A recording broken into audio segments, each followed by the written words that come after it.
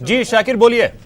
जी जी, ये ओम गुंजल है बीजेपी से, जो बागी होकर के चुनाव जीते थे और लगातार इनकी बीजेपी से नाराजगी थी, ये बाड़ेबंदी में भी नहीं थे। ओम जी, मतदान के लिए पहुंचे हो? जी, मतदान करूंगा।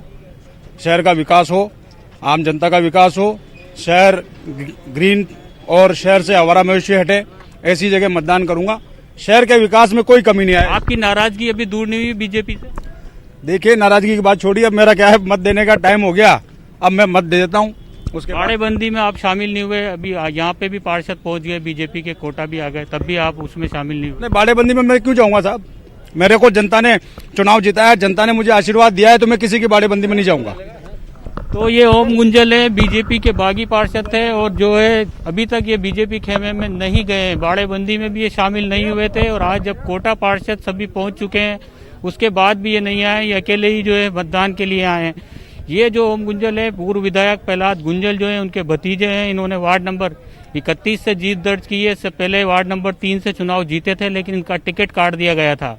तब से इनकी नाराजगी चल रही थी। बीजेपी के बड़े नेताओं ने भी इनसे बातचीत की थी, समझाइश का प्रयास किया था, लेकिन ये नहीं माने थे। और इनका वोट जो है वो भी निर्णायक वोट होगा, क्योंकि 40-40 का आंकड़े की दोनों तरफ से बात की जा रही है। ऐसे में ओम गुंजल किस ओर रुख करेंगे, ये देखने वाली बात होगी। मतदान के बाद जब मतगणना होगी और जब नतीजे आएंगे, तब पता चलेगा कि ओम गुंजल का क्या रुख रहा। लेकिन तो फिलहाल जो है, अगर शाकिर हम कहें तो ओम गुंजल का जो वोट है वो तय करेगा कोटा दक्षिण का मेयर।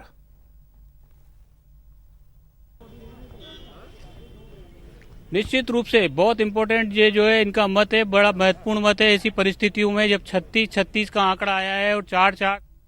लेकिन सच्चाई है कि भारतीय जनता पार्टी के विधायक खुद संतुष्ट नहीं है, उनमें खुद में आक्रोश है। और जिस प्रकार से इनको संगठन के माध्यम से लाया गया, विधायकों को दरकिनार किया गया, वो सारा देखने को मिला यहाँ पर। मैं तो ये मानती हूँ दुर्भाग्य होगा अगर सौम्या गुर्जर चुनाव जीत जाती है तो, क्योंकि वो एक भूमाफिया की पत्नी होने के साथ साथ खुद भी भूमाफिया की श्रेणी में आती है। और यहाँ की वो नागरिक भी नहीं है, करौली की नागरिक है। और जिस महिला का नाम 3-3 जगह वोटर लिस्ट में हो और वो जयपुर में काबिज होना चाह रही हो नगर निगम की सीट पे, इसका सीधा मतलब है कि धनबल बाहुबल का इस्तेमाल करके और भारतीय जनता पार्टी ने अपने चाल चरित्र चेहरे को ताक पर रख दिया है। बिल्कुल, देखिए कांग्रेस के आरोप अभी तक लगातार बरकरार है और हम कुछ और पार्षद वहां आ चुके हैं बीजेपी के, उनसे बात करेंगे और जानने की कोशिश करेंगे कि किस तरीके से जो वो लोग हैं वो वोट कर रहे हैं और सौम्या गुर्जर को कितना एक्सेप्ट करते हैं। क्योंकि देखिए सौम्या गुर्जर के नाम पर लगातार कहीं ना कहीं जो है आपत्तियां थी।